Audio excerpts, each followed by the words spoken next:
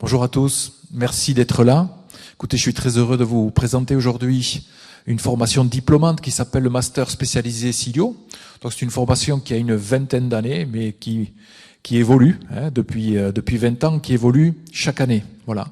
Le principe de cette formation, c'est de former aussi bien des étudiants en continuité de formation que des salariés ou des demandeurs d'emploi, par alternance, avec des alternances qui sont importantes en entreprise, 3 semaines par mois en entreprise, 1 semaine en formation à l'Estia.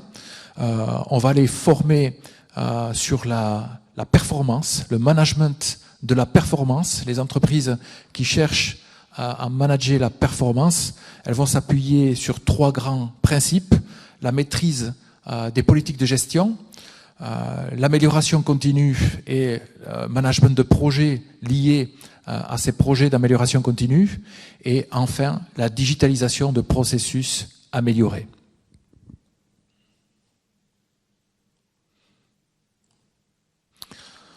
On va peut-être commencer par expliquer le master spécialisé Silio. Que veut dire l'acronyme Silio? Silio, c'est conseil et ingénierie en logistique et innovation organisationnelle. Donc conseil et ingénierie, on est vraiment sur de la gestion de projets complexes dans un environnement de logistique étendue et de supply chain, et on va vraiment travailler sur de l'organisation et l'innovation de cette organisation. L'avantage de cette formation, c'est qu'elle a été conçue par l'Estia, mais avec l'Université de Bordeaux. Donc, on a une proposition intéressante à faire, c'est d'avoir un double diplôme, le Master spécialisé Silio et le Master 2 CCPI de l'Université de Bordeaux. Donc, 2 écritures un tout petit peu différentes. Le Master 2 MASTER, donc c'est un diplôme qui est proposé par les universités, et le Master E spécialisé, c'est un diplôme qui est proposé par les écoles d'ingénieurs et non l'inverse.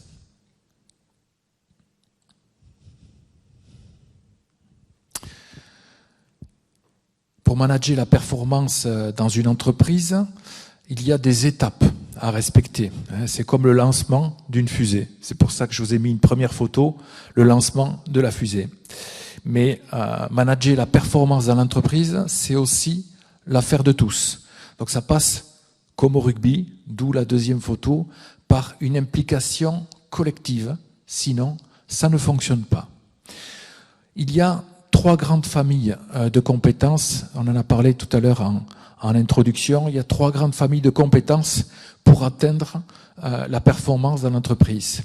Le premier étage de la fusée, on ne peut pas mettre de la technologie ou remettre en question les organisations si déjà on n'a pas une bonne politique de gestion adaptée à ses clients, à son marché et au contexte économique.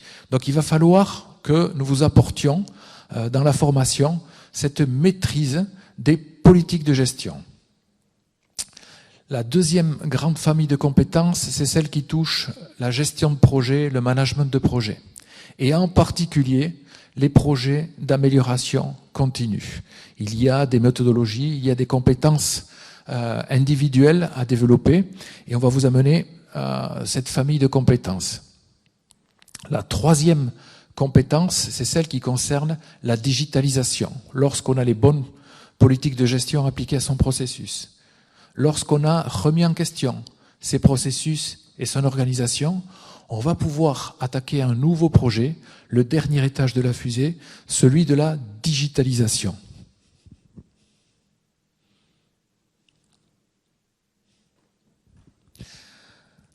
Alors, à qui s'adresse ce master? Et qui, finalement, la question c'est qui manage la performance de la supply chain dans l'entreprise? En fait, il y a 3 grandes familles d'acteurs. Il y a évidemment le responsable d'activité. Une activité de supply chain, ça peut être un responsable du service achat-approvisionnement, un service de production, un service de maintenance ou autre. Et donc, on va avoir un responsable d'activité qui va gérer l'opérationnel au quotidien, mais qui va être préoccupé par l'amélioration de ces processus. On va avoir Une autre famille d'acteurs intéressés par la performance de la supply chain, c'est le responsable de service support. Il peut y avoir dans une entreprise un service qualité qui vient en support. Tous les autres services, toutes les activités de la supply chain font de la qualité, mais il y a une personne ressource qui vient en support pour la qualité. L'amélioration continue, c'est un petit peu la même chose. On va trouver des services avec des personnes de support qui vont venir soutenir les responsables et les acteurs des différents services de la supply chain. On peut avoir aussi, non pas un support interne, mais faire venir une personne, une compétence extérieure, un consultant qui va venir donc déployer des actions de performance dans l'entreprise et dans les services. Ça va, vous me suivez? Merci. Alors, à qui s'adresse ce master spécialisé? Bon, habituellement, nous nous adressons plutôt à un public de Bac+5, des gens qui ont un diplôme d'ingénieur, une école de commerce, DEA, DESS et master. Mais cette formation, elle est ouverte aussi, et là avec des quotas, c'est-à-dire un nombre limité de places, à des masters M1, des licences L3 avec 3 années d'expérience, voire à des gens qui ont validé ce qu'on appelle un VAPP, une validation des acquis professionnels, qui ont déposé un dossier avec 10 années d'expérience. On parle bien d'étudiants en continuité de formation. On s'adresse aussi à des gens qui sont en entreprise, qui sont salariés et qui veulent développer de nouvelles compétences ou actualiser des compétences et une formation qu'ils ont eue quelques années auparavant, ou bien à des demandeurs d'emploi.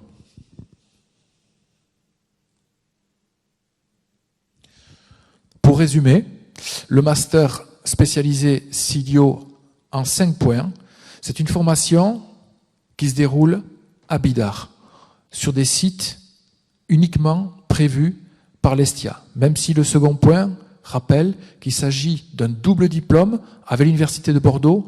Toute la formation se déroule ici, à l'ESTIA, sur un site de l'ESTIA. On est sur une formation en alternance. Alors, les salariés qui sont en entreprise peuvent continuer à travailler dans leur entreprise 3 semaines par mois, mais le 4e mois, ils devront venir ici à l'ESTIA se former. Les étudiants pourront passer des contrats d'apprentissage ou des contrats de professionnalisation. On a 2 renforcements au choix. Sur les 420 heures de formation, on a une 50aine d'heures qui sont libres et qui permettent au choix soit de renforcer le management et l'amélioration continue, ou bien de renforcer le bloc de compétences digitalisation.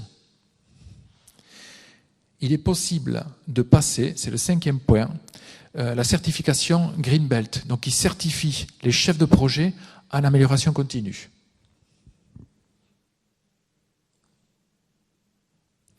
On va rentrer maintenant dans le détail du programme, c'est important. C'est un programme de 420 heures divisé en 3 grands blocs de compétences. Le premier concerne manager une activité logistique. On va d'une part apprendre le langage de l'entreprise au niveau financier, au niveau juridique, au niveau des ressources humaines, au niveau de sa responsabilité sociétale et environnementale. Ensuite, on va pouvoir rentrer dans les règles de gestion de la logistique. Comment est-ce que je gère mes stocks? Gérer en flux tiré ou gérer en flux poussé. Toutes ces politiques de gestion qui sont le premier étage de la fusée dont on parlait tout à l'heure, c'est dans ce bloc de compétences qu'on va les apprendre. On passera ensuite au second bloc de compétences. Ce second bloc de compétences, il concerne l'amélioration de la performance de la supply chain à partir d'une boîte à outils et un référentiel qui s'appelle le Lean Six Sigma. On entend souvent parler des outils Lean. Eh bien, on apprendra l'intégralité de ces outils, que ce soit la démarche globale dite DMAIC, que les différents outils de mesure, de modélisation, de brainstorming, les démarches participatives qui vont permettre derrière de déployer et d'appliquer de la gestion de projet pour mesurer et contrôler si les objectifs ont été atteints. Troisième bloc de compétences, certainement le plus important, c'est manager un projet de transformation digitale. On a deux sous-blocs dans ce bloc de compétences. Le premier concerne le management de projet en règle générale, et le second, il concerne la spécificité d'un projet de transformation digitale.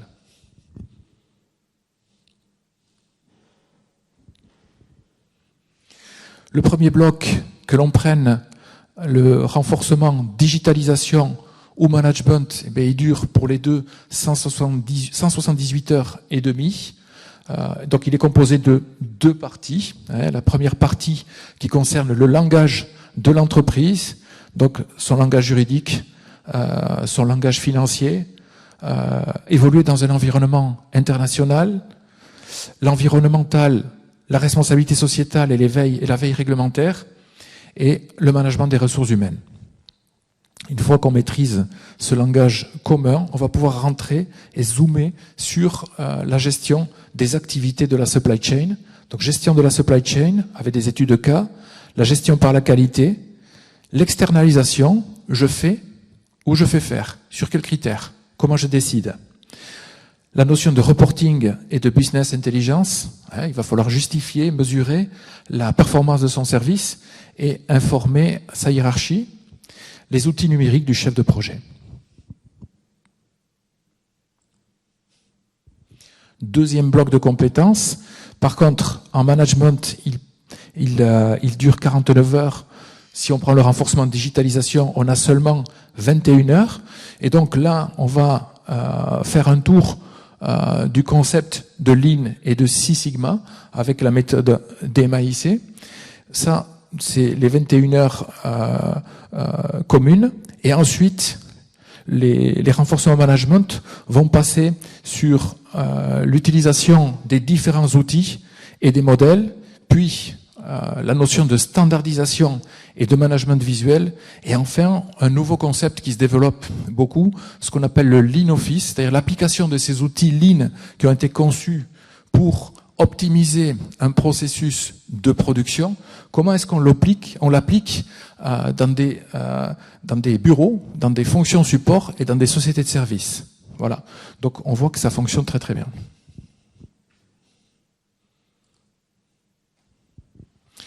Troisième bloc de compétences, je vous disais que c'était le plus important. Effectivement, au niveau de la digitalisation, manager un projet de transformation digitale pour le renforcement de digitalisation va durer 210 heures, mais pour les options management, il va durer 182 heures, ce qui est très important aussi. On a deux sous-blocs de compétences. Le premier qui concerne le management de projet, et notamment pour les consultants. Donc le consulting, stratégie et segmentation. Le consulting, opérationnalisation de l'offre. Comment est-ce que je bâtis mon offre? Derrière, comment est-ce que je la déploie? Comment est-ce que j'évolue dans un environnement interculturel? Et comment j'adapte ma communication aux différents publics? On est sur le savoir-être du chef de projet et du consultant. On pourra terminer donc par la spécificité du projet de digitalisation. Et là, moi, en tant que chef de service, comment est-ce que je vais pouvoir exprimer les besoins fonctionnels de mon service? Comment est-ce que je vais pouvoir consulter, élaborer un cahier des charges et choisir une solution? Comment est-ce que je vais pouvoir déployer à travers des cours, mais toujours des études de cas avec des professionnels de ce type de projet? Comment est-ce que je vais digitaliser ma relation avec le client? On va parler de e-commerce et de e-marketing, ce sont des notions très techniques. Le fonctionnement d'un ERP, c'est quelque chose d'indispensable, notamment en logistique. Créer une application mobile, une application web, et puis là on va descendre à un niveau beaucoup plus bas, au niveau de la data, cette donnée. Comment est-ce que je gère la reprise de données? Comment est-ce que je gère la migration? La sécurité, c'est un point important. Évidemment, l'hébergement, le cloud, etc., etc. Cette donnée, quand elle se massifie, il va falloir la travailler, la triturer. On va parler de data et de big data, et évidemment d'intelligence artificielle. Pour les options, les renforcements digitalisation, on va parler de méthodes agiles et de DevOps agile, qui sont des méthodes qui sont essentiellement utilisées dans le développement informatique. Alors, tout ce que je vous ai dit là, vous l'avez sur notre site, estia.fr. Je vous invite à aller sur la page master spécialisé Silio. Vous trouverez évidemment les contacts, vous trouverez les codes des accréditations qui permettent d'avoir le financement de ces formations, le calendrier des admissions, le taux d'insertion professionnelle qui est excellent, mais qui est imposé aujourd'hui par les organismes accréditeurs. Vous aurez les tarifs et vous pourrez candidater en ligne. Écoutez, j'espère que je n'ai pas été trop long. Je vous remercie pour votre attention et si vous avez des questions, je suis à votre disposition. Merci.